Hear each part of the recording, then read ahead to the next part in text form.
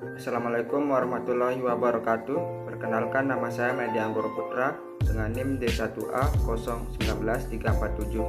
Mata kuliah Hukum Tata Guna Tanah kelas B1.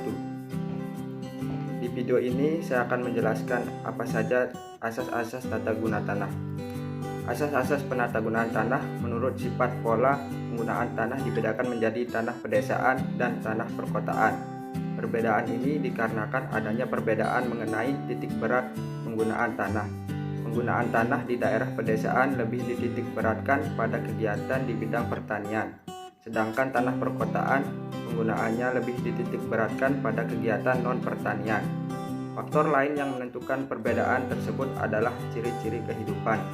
Pada masyarakat pedesaan mempunyai ciri tradisional, sedangkan masyarakat perkotaan mempunyai ciri kehidupan modern. Atas dasar faktor-faktor tersebut, maka dibedakan antara asas penatagunaan tanah untuk daerah pedesaan dan asas penatagunaan tanah untuk daerah perkotaan. Adapun asas-asas penatagunaan tanah untuk daerah pedesaan adalah yang pertama itu lestari, yang kedua optimal, yang ketiga serasi dan seimbang, atau disingkat dengan LOS. Yang pertama lestari. Lestari dimaksudkan agar tanah sebagai sumber daya dimanfaatkan. Digunakan dengan menjaga kemampuan fisik tanah sehingga dapat dimanfaatkan untuk sebesar-besarnya kemakmuran rakyat, baik untuk masa kini maupun untuk jangka waktu yang panjang. Yang kedua itu optimal. Optimal dimaksudkan bahwa pemanfaatan tanah sebagai sumber daya hendaknya diarahkan agar memberi manfaat yang sebesar-besarnya dari segi ekonomi untuk kemakmuran rakyat. Yang ketiga itu serasi dan seimbang.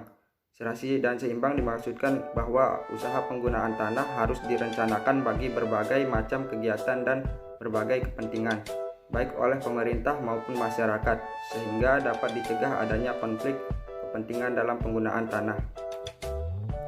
Selanjutnya, asas penatagunaan tanah untuk daerah perkotaan. Yang pertama itu aman, yang kedua tertib, yang ketiga lancar, dan yang keempat sehat, yang disingkat dengan ATLAS. Yang pertama aman. Aman artinya bahwa dalam pelaksanaan penggunaan tanah untuk pembangunan kota harus mampu mewujudkan suasana aman bagi setiap penduduk yang bermukim di wilayah yang bersangkutan. Yang kedua, tertib. Tertib yang dimaksudkan bahwa kegiatan yang dilaksanakan dalam pembangunan dapat berjalan secara teratur, terkendali, dan tertib di bidang pelayanan penataan wilayah perkotaan, lalu lintas, hukum, tertib, administrasi, dan sebagainya. Yang ketiga, lancar. Lancar adalah bahwa dalam menggunakan tanah perkotaan harus dapat menciptakan suasana yang lancar dalam komunikasi, transportasi, dan pelayanan. Dan yang keempat, sehat, yang dimaksudkan bahwa dalam penggunaan tanah perkotaan harus mampu menjamin masyarakat dari pencemaran sehingga tercipta suasana yang sehat baik jasmani maupun rohani. Sekian presentasi dari saya. Assalamualaikum warahmatullahi wabarakatuh.